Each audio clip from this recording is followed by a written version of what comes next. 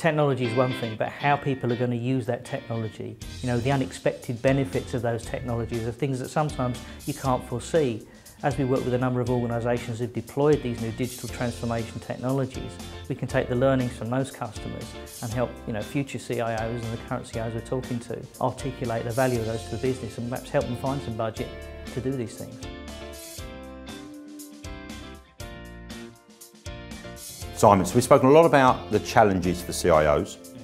In your opinion, do you think that's going to change as we move forward? Do you think the role of a CIO is going to change dramatically in the next 10 years? Absolutely. They've been used to providing infrastructure to support the business. They're more and more being asked to find ways to drive the business forward, to connect with the community and their customers. They're having to accept the fact that the primary device people want to use at work isn't one provided by the office.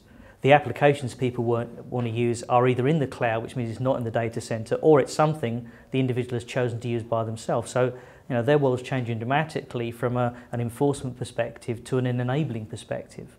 And of course, social media plays a huge factor in that as well, because people are looking to communicate with their partners and customers via private and personal social media accounts, and that could also have a positive and negative effect on the business. So they need to think about, how they're going to adopt these technologies and how they're going to deal with some of these challenges. Through the work that we do in the public sector, and specifically healthcare and education, we're actually seeing a real shift in the development of smart cities. Do you see those lines between the corporate world and smart cities becoming even more blurred in that period of time? I do. For many years now we've said that kind of work is something you do, not a place you go.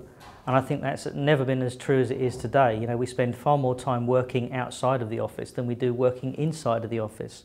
That time between work and home, we're utilising that because we're very efficient at checking our email, responding to customers, follow up for meetings whilst we're on the train or in the car on the way home. It's a big change, certainly.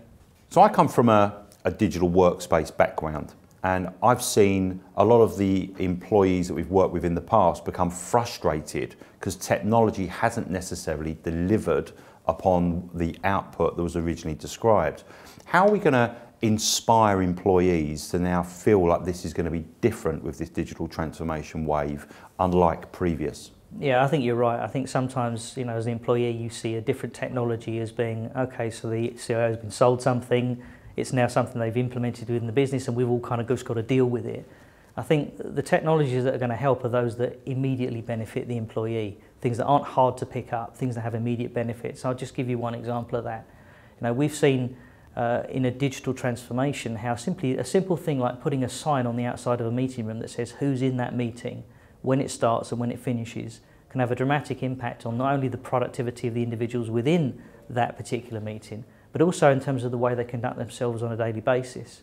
If you've all been to a meeting that, we've got there on time, a couple of people have been a little bit late, and then of course you get to the top of the hour and then those that have got a next meeting to go to have to make that tough decision.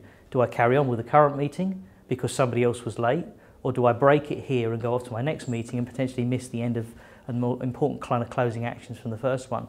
We found that by putting signs on the outside, not only do meetings start on time, but they end on time as well, which means everyone's more productive in the day, there's less frustration, and as a result of that lack of frustration, people are, encouraged to do their best and certainly do that.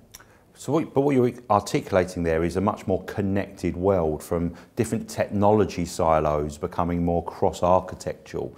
Is that something that you've personally been focusing on to have a better understanding of, to help our CIOs sort of adjust to that change? You're absolutely right, because technology is one thing, but how people are going to use that technology, the unexpected benefits of those technologies are things that sometimes you can't foresee.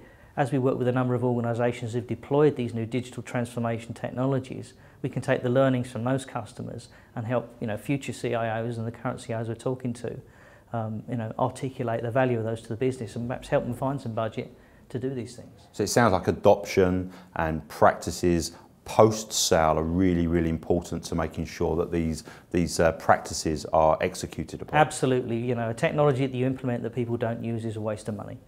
We've got a great deal of experience at not only the implementation of these technologies, but also helping organisations get their employees to make the most of them. I think that's a key point. You know, if you invest in a technology, how do you get the most out of it? How do you, bring forward that ROI so that it's really paying back as quickly as possible? And do you see more consolidation in the market space to support that, or do you feel that it will be more partnership type environments, ecosystems that will be created? I think partnerships and ecosystems are a really important part of this because, small companies tend to be much quicker at developing new technologies and having these bright ideas and developing something completely left of field that perhaps some larger organisations struggle to find budget to do. Yeah. So having an ecosystem like we do with our in a security platform in ClearPass, for instance, allows us to take the strengths that we have but also integrate third-party technologies to kind of drive things forward. The same with the digital office space.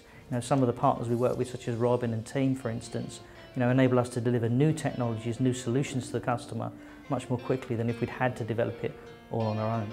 Guaranteeing that return on investment. Absolutely.